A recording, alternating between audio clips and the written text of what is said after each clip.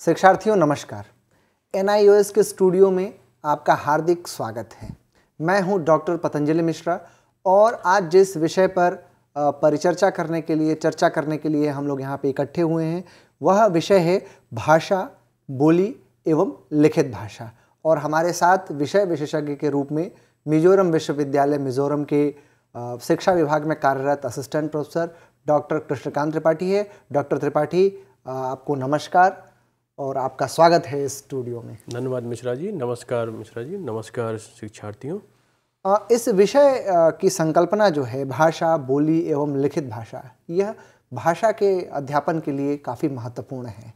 और जब तक हम इन तीनों के संप्रत्ययों को ठीक तरीके से नहीं समझेंगे और तीनों के अंतर संबंधों और तीनों में क्या अंतर है इसको ठीक तरीके से नहीं समझेंगे, तब तक जो है भाषा का अध्ययन अध्यापन हमारे लिए करना संभव नहीं होगा।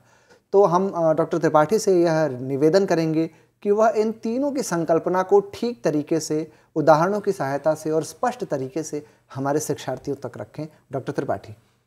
धन्यवाद मिश्रा जी। जैसे कि हमने पहले चर्चा की भाषा के संप्रत्यय में कि भाषा एक व्यापक संकल्पना है और भाषा के व्यापक संकल्पना में विभिन्न नाम आते हैं। बोली भाषा और लिखित भाषा ये प्रमुख रूप हैं भाषा के। इनके अलावा भी शिक्षाविदों ने या जो भाषाविद हैं विशेष रूप से उन्होंने भाषा के अन्य रूप भी, अन्य नाम भी बताए हैं, जैसे कि साहित्यिक भाषा, राजभाषा या प्रशासनिक भाषा, राष्ट्रभाषा, शुद्ध भाषा, अशुद्ध भाषा, शास्त्रीय भाषा, परिनिष्ठित, परिष्कृत भाषा, मूल भाषा, विभाषा, बोली, व्यक्तिगत बोली, अपभाषा, विशिष्ट भाषा, कूट भाषा, कृत्रिम भाषा, आदर्श या मानकीकृत भाषा आदि आदि नाम है। लेकिन भाषा, बोली और लिखित भाषा ये तीन प्रमुख रूप से रूप प्रचलित हैं। अच्छा, ये अलग अलग उसके प्रचलित नाम हैं। जी।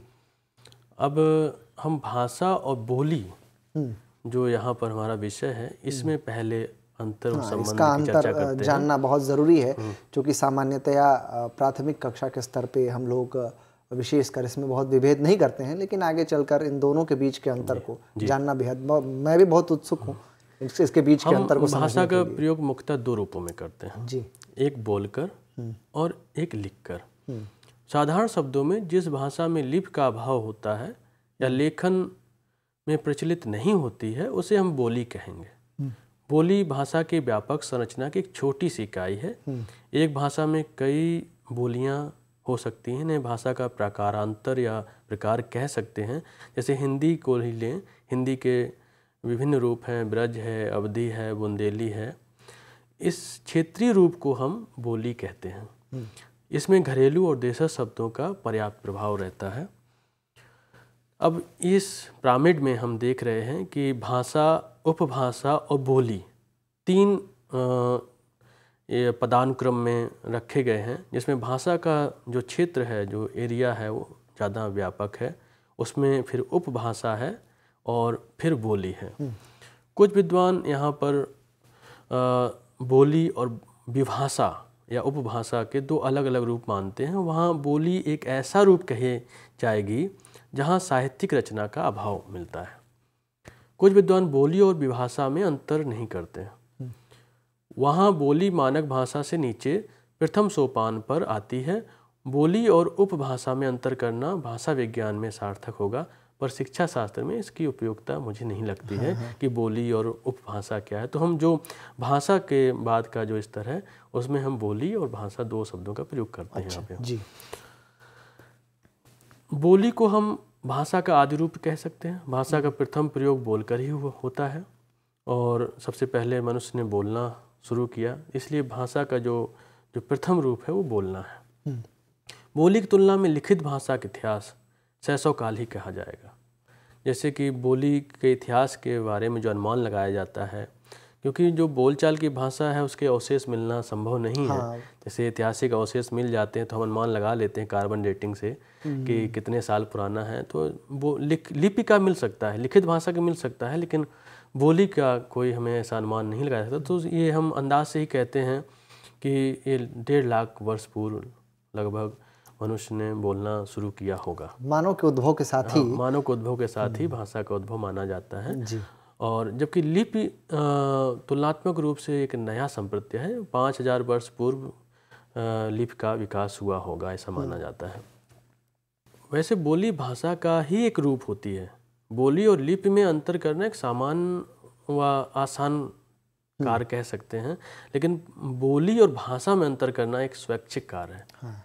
हम मतलब कि उसमें जानबूझकर थोड़ा अंतर करने की कोशिश करते हैं कि कोई विकसित भाषा है, कोई कम विकसित भाषा है, तो भाषा के एक हायरार्की जब बनाते हैं तो उसमें बोली और भाषा को रखते हैं।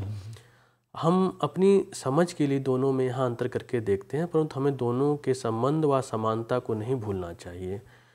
आज भी हिंदी के मानक रूप को खड़ी बोली हिंदी कहते हैं। जो स्टैंडर्ड हिंदी है, जो भारत की राजभाषा है, उसका नाम है खड़ी बोली हिंदी। खड़ी बोली हिंदी। तो बोली शब्द से ही पता चल जाता है कि इसका विकास किसी क्षेत्र की बोली से हुआ होगा।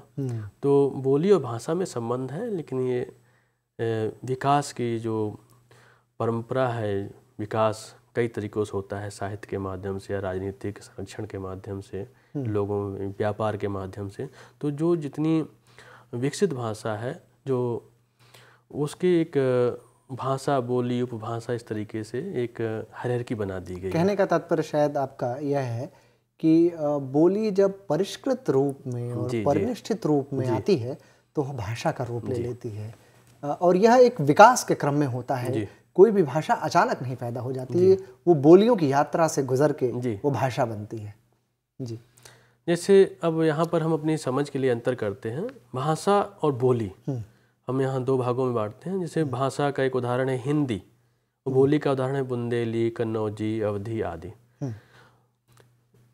इससे हम समझ सकते हैं कि भाषा का व्यापक क्षेत्र है। हिंदी कई राज्यों में बोली जाती है, अब तो देश की भाषा है। और जो बोली है वो स्थानीय प्रयोग की भाषा है। जैसे भाषा है, लिखित और मौखिक दोनों प्रयोग होते हैं उसके, और जो बोली है सिर्फ मौखिक प्रयोग होते हैं। प्रयोग, ये मूल अंतर है। हाँ, अब जो भाषा है उसमें समृद्ध साहित्य उपलब्ध रहता है, और जो बोली है तो कतिपय रचनाएं जैसे लोक साहित्य है या लोकगीत हैं, यहाँ तक उसकी सीमा है। अगर वो व्यापक साहित्य उपलब्ध है तो उसे भाषा कहा जाएगा। तो इसमें बदलाव भी होता रहता है, बोली भाषा बनती है, भाषा बोली बन जाती है। इसके उदाहरण हम बाद में चर्चा करेंगे।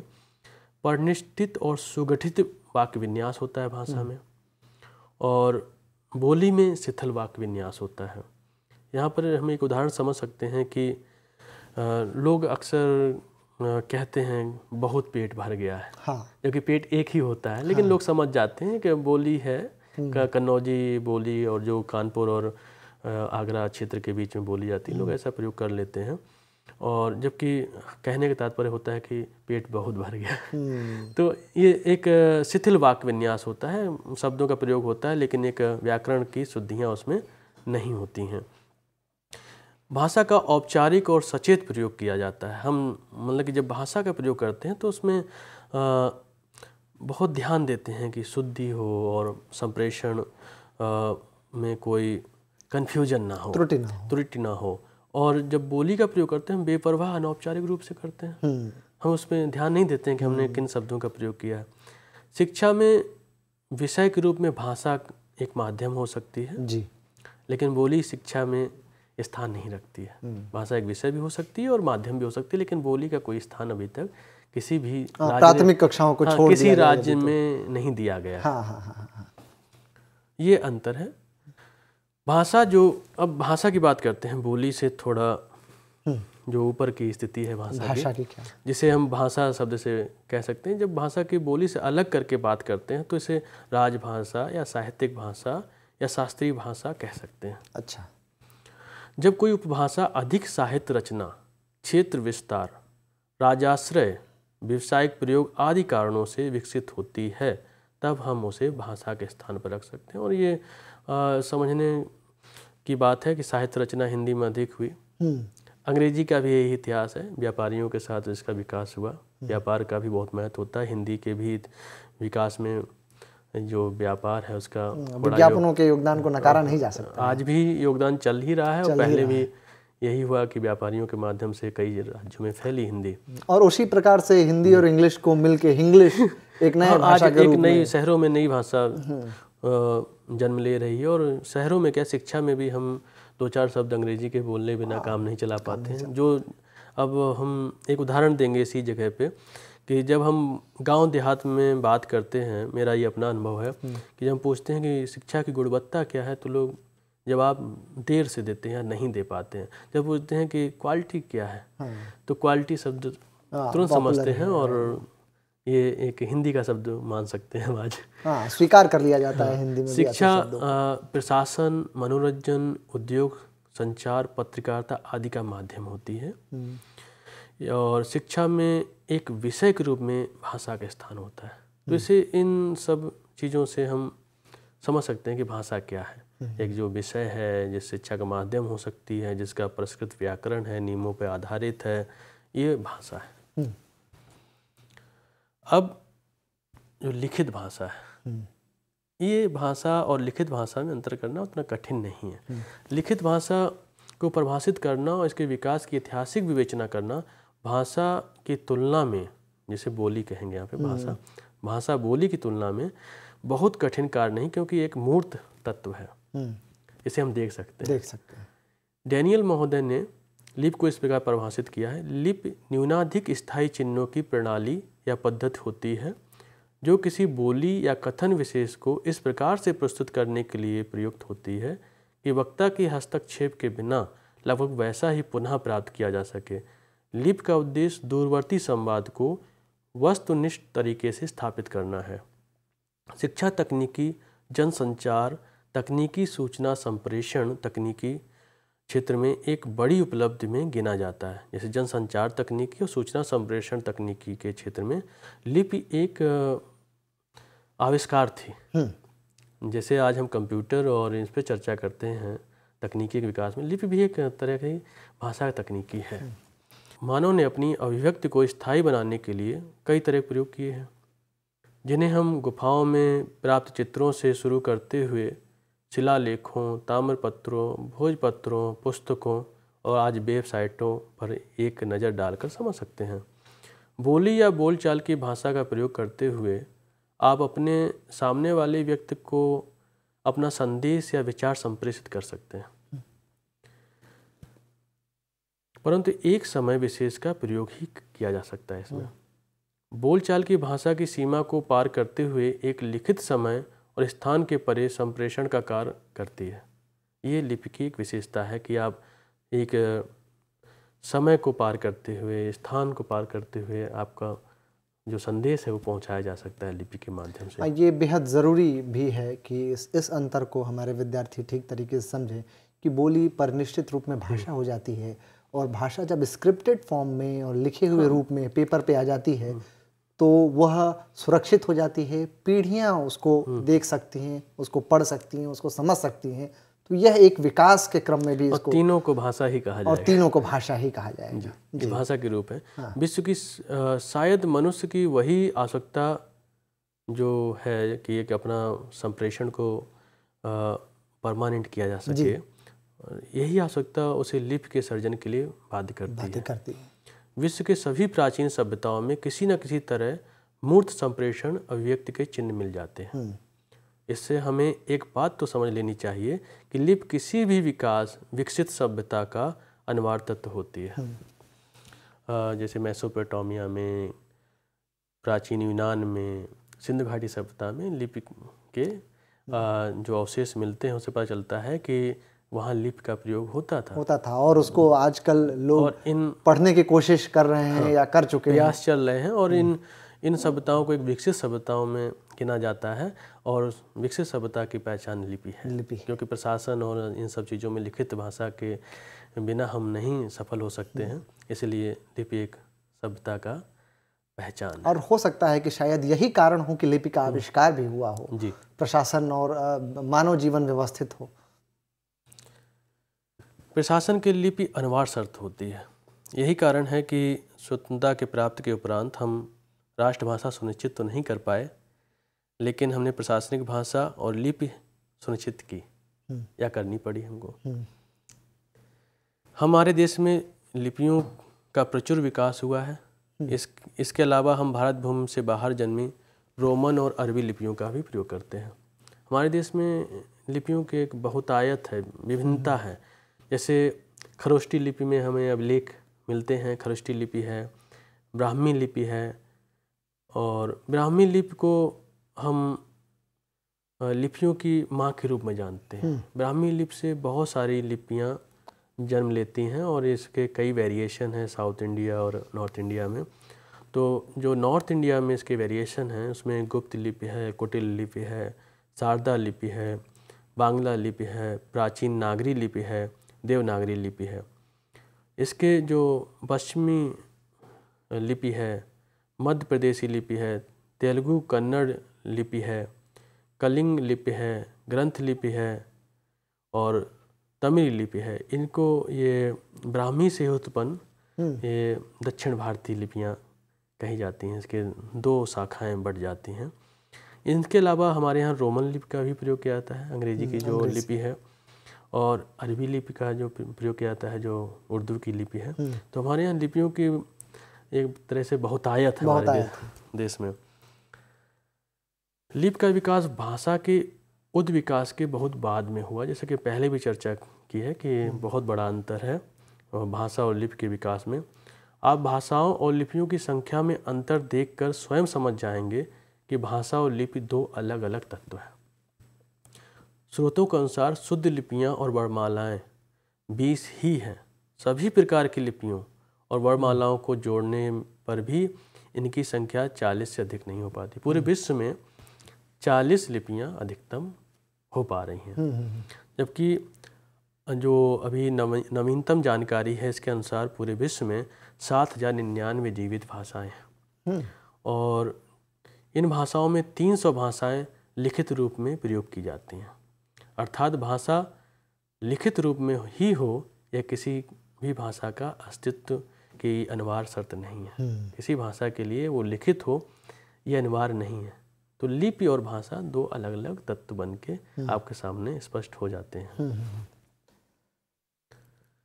अब बोली और लिपि में अंतर जो है उस पे हम चर्चा करते हैं। इस प्रश्न पे मैं आ भी रहा था कि आप हमें और हमारे विद्यार्थियों को दोनों को 2 चीज़ बताइए इसमें। एक यह कि लिपि और बोली में अंतर क्या है, पहली चीज़, और दूसरा क्या दोनों के बीच कोई संबंध भी है। तो इन दोनों चीज़ों को हम लोग चाहेंगे कि आप स्पष्ट करें। जरूर। लिपि का प्रयोग बोली की तरह कोई जैविक या आनुवांशिक कारण नहीं होती है। जैसे भाषा जो बोली है उसमें बहुत सारे सिद्धांत हैं, तो उसमें आनुवांशिक भी माना जाता है भाषा को, या एक बायोलॉजिकल थ्योरी है उसमें से हम बायोलॉजिकली भाषा के लिए वायर्ड हैं, ऐसी हमारी बॉडी की टेक्नोलॉजी है। तो हार्ड वायर्ड जिसे कहते हैं, ब्रेन हमारा हार्ड वायर्ड है उस चीज़। जैविक और आनुवांशिक कारण भी है भाषा, लेकिन बोली जो है, जो लिपि है, वो जैविक या आनुवांशिक कारण नहीं है। कोई भी मानव शिशु अपने वातावरण में बोली जाने वाली भाषा को सीखे बिना नहीं रह सकता। अगर वो सामान्य बालक है या सामान्य बालिका है तो अपने वातावरण में रहते हुए भाषा को सीख ही लेती है। लेकिन इसके विपरीत कोई जो लिपि है वो नैसर्गिक क्रिया नहीं है। बिना अन्वेषण के, बिना शिक्षण के कोई बच्चा लिखने और पढ़ने की क्रिया प्रारंभ नहीं कर सकता है। बोली की अपेक्षा लेखन एक सचेतन क्रिया है। हम बोल तो सकते हैं, थोड़ा अवचेतन मन से भी बोल सकते हैं, बिना चीज़ों को समझे भी जवाब दे देते हैं, लेकिन जब हम लिखेंगे तो हमें बहुत ही सचेत होकर लिखना पड़ता है। इसका मतलब डॉक्टर साहब, बोलना जो है वह एक आंतरिक क्रिया है। बोलना हम लोग बहुत लर्नड बिहेवियर नहीं है वो। जी, वो नेचुरल है। लिखना जो है वो लर्नड बिहेवियर है, उसको हमें सीखना पड़ता है। उसको सीखना पड़ता है। जैसे लिपि है एक प्रकल्पित तत्व है, उसकी रचना की गई, उसको बनाया गया है, जिसकी रचना सचेतन रूप से की गई है। जबकि भाषा एक उद्विकसित मानव क्षमता है जिसकी उत्पत्ति मानव के लाखों वर्षों के उद्विकास के इतिहास में छिपी हुई। आज भी हम नहीं कह सकते भाषा का विकास कैसे हुआ, बोली का विकास कैसे हुआ। सभी सब यहाँ पे जरा सा एक बात मैं आपसे जानना और समझना चाहूँगा कि जो 4 लैंग्वेज स्किल है, जी जी, तो इसका तात्पर्य यह हुआ कि बोलना जी और सुनना जी, इसमें सीखने जैसी कोई बात नहीं है। नहीं, ये तो सामान्य नैसर्गिक क्रिया है। जबकि लिखना और पढ़ना, ये हमको सीखना पड़ता है। जी, सीखना पड़ता है। जी, ये एक शिक्षा से जुड़ा हुआ सब मामला है। हाँ। सभी भाषाएं एक लिपि में और एक भाषा सभी लिपियों में लिखी जा सकती हैं। आज सूचना तकनीकी के समय में आपके लिए समझ कठिन नहीं होगा समझना कि किसी भी भाषा की लिपि में परिवर्तन किया जा सकता है। अपनी गतिशील व प्रवाहमय लक्षण के कारण बोली धीरे धीरे विकसित होती है और विलुप्त भी हो सकती है। कई बोलियां विलुप्त हो गई हैं। कन्नौजी जो बोली है आज विलुप्त होने के कगार पे है। हम उसी भाषा क्षेत्र से हैं और हमारी पीढ़ी में अब गांव में भी कोई प्रयोग नहीं कर सकता। खड़ी बोली हिंदी ने कानपुर के आसपास के क्षेत्रों में जी लिपि के लिखने और प्रयोग के तरीके में परिवर्तन होते हैं, पर इस परिवर्तन किसी बोली की तुलना में नगण्य ही कहे जा सकते हैं। हम कह सकते हैं कि कोई भी लिपि तुलनात्मक रूप से भाषा की अपेक्षा अधिक लंबी उम्र की होती है। भाषा विज्ञान को जब हम मनोविज्ञान के साथ जोड़कर समझते हैं तब लिपि भाषा विज्ञान के पाले को छोड़कर संकेत शास्त्र या लक्षण विज्ञान जिसे सीमियोटिक्स के कहते हैं की तरफ खड़ी दिखाई देती है। जैसे भाषा मनोविज्ञान में जो भाषा है वो एक संज्ञानात्मक क्षमता है और जबकि जो लिपि है वो संकेत का विज्ञान है। तो क्योंकि मनोविज्ञान के अनुसार भाषा एक संज्ञानात्मक अमूर्त क्रिया हो जाती है जबकि लिपि मूर्त व स्थूल प्रकृति की होती है। जी। अब हम अंतर के बाद संबंधों पे संबंध पे जो आपने प्रश्न किया था उस पर बात करते हैं कि बोली और भाषा में संबंध क्या है। तो पहले तो हम भाषा और लिपि दोनों ही समाज विशेष की संस्कृति का प्रतीक होती हैं। भाषा भी होती है, जैसे हमने भाषा के संप्रत्यय में पढ़ा था कि भाषा सामाजिक राजनीतिक पहचान होती है, सशक्त पहचान होती है। और ये जो लिपि है सभी विकसित सभ्यताओं की एक ज़रूरत होती है, पहचान होती है। तो लिपि और भाषा दोनों ही संस्कृति के अंग हैं, इसमें एक ही संबंध है। दूसरा ये कि अंतर में हमने समझा कि भाषा को समाज में रहते हुए हम सीख लेते हैं जबकि लिपि सीखने के लिए शिक्षण की आवश्यकता होती है। ये अंतर में हमने अब यहाँ इसी बिंदु पर एक संबंध भी है। ये नैसर्गिक क्रिया जो सीखने की होती है, ये जो नैसर्गिक अधिगम कहेंगे, ये प्रक्रिया मातृभाषा में ही होती है। अन्य भाषाओं के सीखने के लिए हमें शिक्षण या अनुदेशन की आवश्यकता पड़ती है, अन्यथा जब तक कि हम उस भाषा विशेष के लोगों के मध्य रहने ना लगे, उस परिवेश में ना रह रहे, अतः दोनों में ही शिक्षण की आवश्यकता होती है। शिक्षण से मतलब कि भाषा और बोली दोनों का शिक्षण हो सकता है या आवश्यकता है, ये एक बिंदु बनता है इसके संबंध का। भाषा सूक्ष्म व अस्थायी तत्व होती है, इसको स्थूल व चिरस्थायी बनाने के लिए लिपि अपना संबंध निभाती है। ये सबसे बड़ा संबंध है कि किसी भाषा को जीवित लंबे समय तक जीवित रखने के लिए और उसको अमूर्त से मूर्त बनाने के लिए लिपि का जब संबंध होता है तब वो भाषा कहलाती है। और ये हमने अंतर में भी समझा कि भाषा बोली में जो अंतर है कि भाषा एक लिखित और मौखिक दोनों होती है और बोली सिर्फ मौखिक होती है। तो जब लिपि जुड़ जाती है तो भाषा एक अधिक विकसित संकल्पना कही जा सकती है या एक पूर्ण संकल्पना कह सकते हैं। दोनों ही अभिव्यक्ति का माध्यम होती हैं। भ्रम रहित व बाधा रहित संप्रेषण में दोनों एक दूसरे की पूर्ति करती हैं।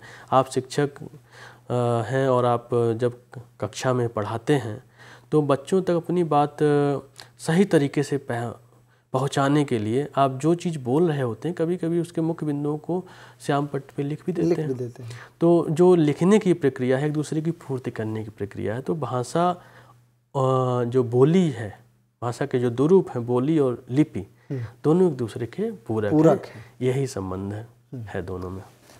बहुत सहज और सरल तरीके से डॉक्टर साहब आपने विशेषकर जो कठिन विषय है कि लिपि, बोली और भाषा के अंतर संबंधों को हमारे सामने रखा।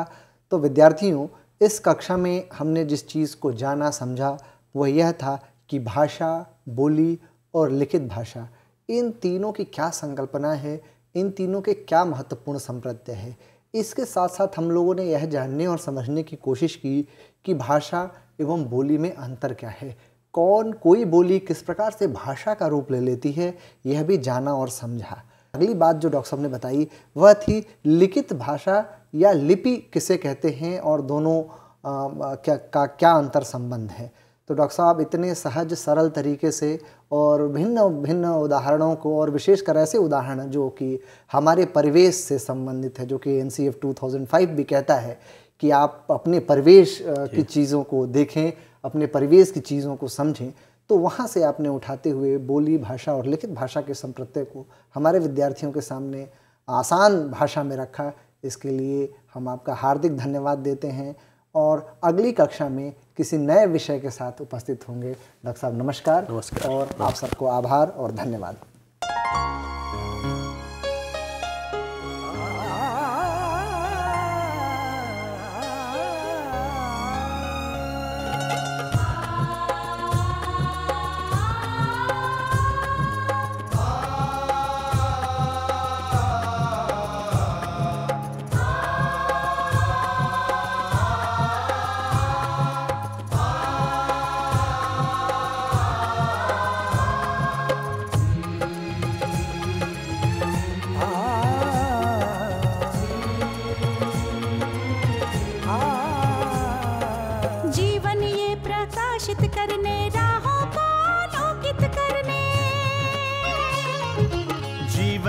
प्रकाशित करने राहों को आलोकित करने, हम अपना दीपक स्वयं बने, हम अपना रास्ता स्वयं चुने।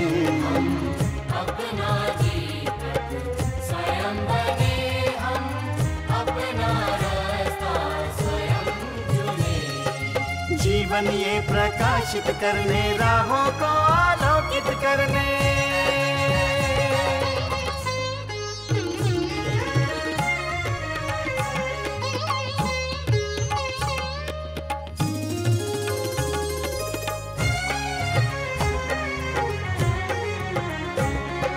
धन साधन समय की सीमा से विद्यालय जो मुक्त हो, धन साधन समय की सीमा से विद्यालय जो मुक्त हो। कभी पढ़े हम कहीं पढ़े वे विषय की लोच से युक्त हो, कभी पढ़े हम कहीं पढ़े वे विषय की लोच से युक्त हो। मित्रों हम उठे और जागे, मंजिल आने की ध्वनि सुने।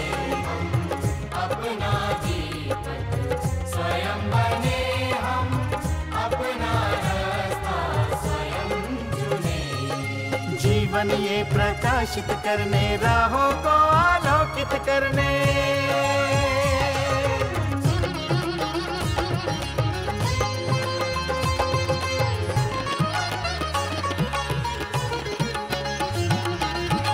राष्ट्रीय मुक्त विद्यालय का है द्वार खुला सबकी खातिर। शिक्षा परीक्षा का अवसर एक बार ही क्यों मिलता फिर। शिक्षा और परीक्षा का अवसर एक बार ही क्यों